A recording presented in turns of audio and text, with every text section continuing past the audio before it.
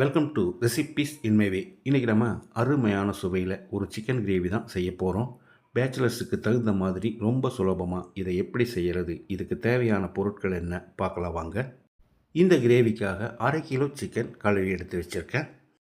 வாணலியில் 3 table spoon தேங்காய் எண்ணெய் ஊற்றிக்கலாம். இதுக்கு தேங்காய் எண்ணெய் தான் நல்லாயிருக்கும். 1 டீஸ்பூன் கடுகு,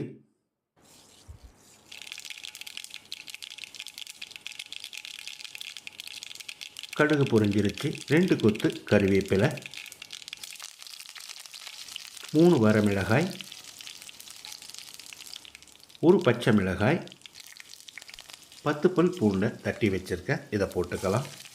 ஒரு 10-20 செகண்ட் இதை ஃப்ரை பண்ணணும். மீடியம் சைஸில் 4 பெரிய வெங்காயத்தை பொடியாக நறுக்கி வச்சுருக்கேன். இதை போட்டுக்கலாம். வெங்காயம் நல்லா செவந்து வர்ற அளவுக்கு வதங்கணும்.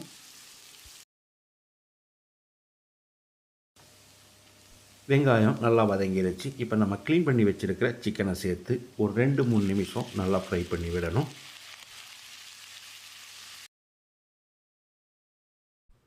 இந்த மாதிரி சிக்கன் கலர் மாறுற அளவுக்கு ஃப்ரை பண்ணிக்கணும். இப்போ இதில் மீடியம் சைஸில் 3 தக்காளியை நறுக்கி வச்சுருக்கேன். இதை போட்டுக்கலாம்.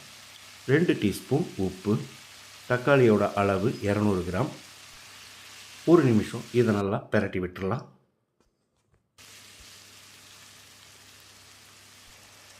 இப்போ இதை 10 நிமிஷம் மூடி வச்சு வேக விட்டுடலாம்.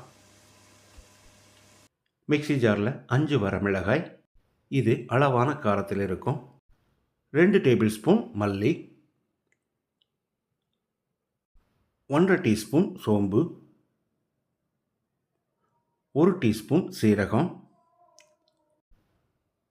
1/2 டீஸ்பூன் மஞ்சள் தூளையும் சேர்த்து நல்லா ஃபைன் பவுடராக அரைச்சி எடுத்துக்கலாம். 10 நிமிஷம் சிக்கன் வேக விட்டுருந்தோம். ஒரு பாதி அளவு வெந்திருக்கு. இப்போ இதில் நம்ம அரைச்சி வச்சுருந்த பவுடரை போட்டு கலந்து விட்டுடலாம். இதில் நீங்கள் விருப்பப்பட்டால் ஒரு 1/2 டீஸ்பூன் கரம் மசாலா சேர்த்துக்கலாம்.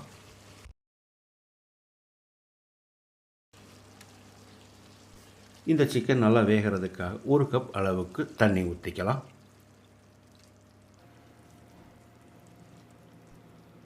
தண்ணி ஊற்றி கலந்து விட்ட பிறகு குறைஞ்ச தீயில ஒரு 10 நிமிஷம் வேகட்டும். மூடி வச்சிடலாம். குறைஞ்ச தீயில 10 நிமிஷம் வேக விட்டுருந்தோம். சிக்கன் இப்போ நல்லாவே வெந்திருக்கு. பொடியாக நறுக்கின மல்லி இலையை தூவி கலந்து விட்டு இறக்கிடலாம். பேச்சுலர்ஸுக்கு தகுந்த மாதிரி அருமையான சுவையில் அதிகப்படியான மசாலா எதுவும் சேர்க்காம ரொம்ப சுலபமாக நான் செஞ்சுருக்கிற இந்த சிக்கன் குழம்பை இதே மாதிரி இதே அளவுகளோடு நீங்களும் செய்து பாருங்கள். இந்த வீடியோ பிடிச்சிருந்தா லைக் பண்ணுங்கள், கமெண்ட் பண்ணுங்கள், ஷேர் பண்ணுங்கள். சப்ஸ்கிரைப் பண்ணாதவங்க சப்ஸ்கிரைப் பண்ணுங்கள். மறக்காமல் பெல் பட்டனை கிளிக் பண்ணுங்கள்.